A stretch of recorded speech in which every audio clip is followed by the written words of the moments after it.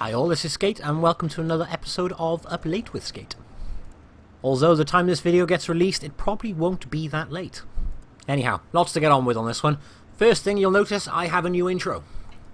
I mentioned in episode 2 of this that I was bored of my intro, and I was quite bored of intros overall. I think a channel needs an introduction, or videos need an intro, but it was too long, the previous one, and it was starting to bore me.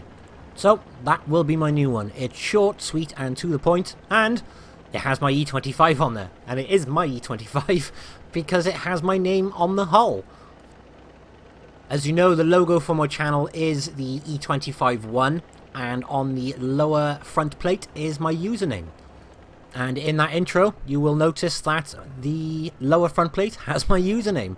So I need to give a massive shout out and a massive thanks to my friend Eric for sorting me out with that one. I am very pleased with it, and it also means I can actually have an intro with my tank in it. All in all, it is just a short introduction now. I hope it doesn't bore you to death when every single video starts with it, but I will be keeping with that one now. I mean, I don't need anything else from an introduction. That 15-second clip sums up the channel, basically. E25, my username on it. It's my E25, that's my channel logo. As a result, you know it's my video. It's got World of Tanks Blitz on it, and yeah, that's pretty much everything you need, isn't it? If that introduction doesn't tell you this is Sk8 Extreme doing a World of Tanks Blitz video, don't think anything will. Anyway, there's enough chat on the introduction. It's short, it's to the point, and I really like it actually, so I hope you guys do too. The next thing, you will notice that the replay footage is me playing around in my IS-7. I don't really play my Russian tier 10s as much as I should, really, because I forgot how much fun the IS-7 can be. And what got me wanting to play this tank again is, basically, I'm hoping to go see this in a couple of days, the actual thing. Because in 3 days' time, I am on my way to Moscow in Russia. I will be attending Wargamingfest 2016. I cannot tell you how excited I am to be going to this thing. Wargaming have already said it is going to be their biggest event of the year. Every single title is under one roof. And they will be giving lots of information and first time sneak peeks at loads of stuff coming up. So as soon as I get back, I will be sharing all of that with you guys. I will also get as much footage and photos as I can. When I first got invited, I didn't think I'd be going because it is an absolute chore to try and get a visa to get to Russia. It all depends on your nationality. As a British citizen, you've pretty much got to jump through hoops to get into the country. I live in the South Wales area. Basically, to get my visa, I had to fill in the online form, go get my passport photos done, so I could attach it to the visa, which was a 4-page long thing. Then I had to travel to London just to give my fingerprints to the embassy and give my application in, along with a wad of money, only to have to travel back literally 20 minutes later. So pretty much I had a 4-hour trip to London from where I live, just to be in London for 20 minutes to then drive or travel 4 hours back. And the questions on that application form are just ridiculous. And the amount of ridiculous questions. I mean, I'm only going to the country for a few days, and they want to know literally every job I have ever had, every qualification I have, you name it, they want to know.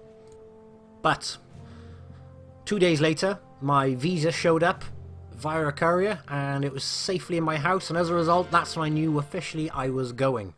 Because the Russian embassy said I could.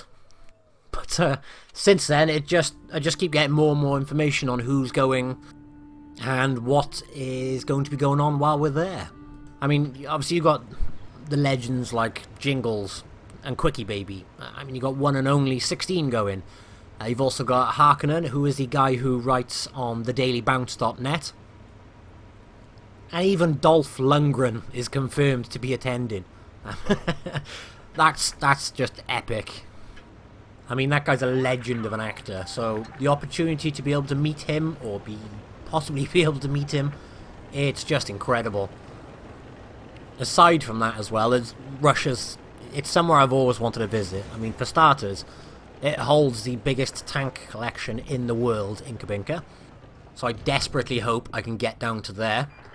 And then you've got other famous places like the Red Square. I'm itching to go down there. And then the other thing is it's right in the middle of Russian winter. Now, Russian winters, if you don't know, everyone keeps forewarning me to wrap up, wrap up, wrap up. Reason being is, if I look at what the temperature is now, it's -8 in Russia. And the day I arrive is -16. Yeah, I think the best description for that is, holy crap, that's cold. But at the same time, it's something I do want to experience. And just on a note of the gameplay, you'll notice then that the T-30 and the Jagdpanzer E-100 decided to take my spot and sit there wide out in the open. Don't ever do that, it's not recommended. A, you're blocking team players, and B, you're sitting there wide out in the open, allowing everyone else to shoot you. As you'll notice, at the top, that T-30 is already dead. Not a smart move. Which is why I didn't just sit there waiting for them to move, I decided to get moving and go round their flank. So yeah, Moscow, Wargamingfest 2016. I really cannot wait. It's going to be a once-in-a-lifetime experience. Unless I get invited again next year, then it's a twice-in-a-lifetime experience. We'll see how everything pans out first. That does bring me on to the next note. Now, while I am away in Russia, or actually when I'm on the plane, something new is getting released in-game. Now, obviously I'm not allowed to say what it is. Not yet, anyway. But I will be releasing a video on it. Now, I can't release it, as I said, until literally, well, the time we're allowed to release it is pretty much while we're travelling. Which is a bit frustrating, but I'm going to do the video in advance, and then I'm going to have it automatically upload onto YouTube at the time I'm allowed to release it. And that one is going to be a very good one, worth watching.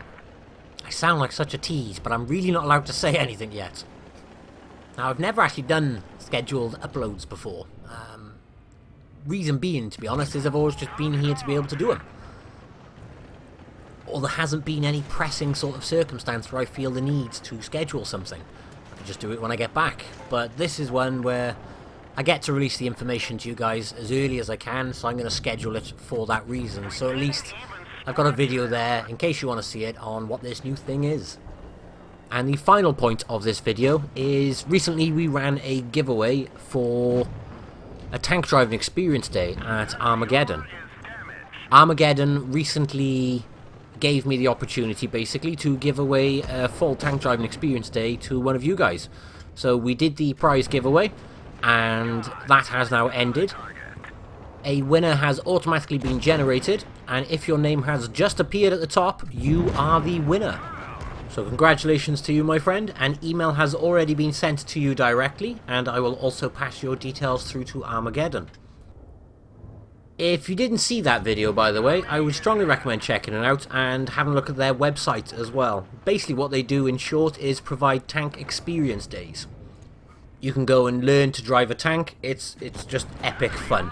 I have got a video up on the channel all about it, so check that one out. And obviously I haven't commented on any of the gameplay so far, but you'll notice I'm now in a 2-on-4 situation. A 2-on-3 situation. Hopefully if you've been watching it as well, you'll see that I haven't really been camping or anything like that, but I have plenty of health left. I also have 4 kills to my name, and I noticed there are 3 enemies left. And the 2 I can see are on low health, so as a result I'm sitting here thinking, ooh, oh wait, he's dead, so it's me versus 3. I'm sitting here thinking, there's 2 on low health, there's a good chance of a 7-kill game here. I see the IS-7 come around the corner, and I get a ridiculously low damage roll and don't finish him off. Even with an average damage shot, I should have finished him. But this is supremacy. What that basically means is I have capped, so I can't even try and fight to the end. I like supremacy, the game mode, but I hate it when you had a very good game and it's cut short too early because you won by points. Most frustrating. But it's a win nonetheless. I would have oh, and I got a Kolobanovs for that, actually. I forgot about that. Because we won against 3, even by camping, you get a Kolobanovs. Anyway, I hope you've enjoyed the video. I hope you like the new intro. I will keep you updated on everything in regards to Russia. And again, congratulations to the winner. Thank you all, and bye-bye.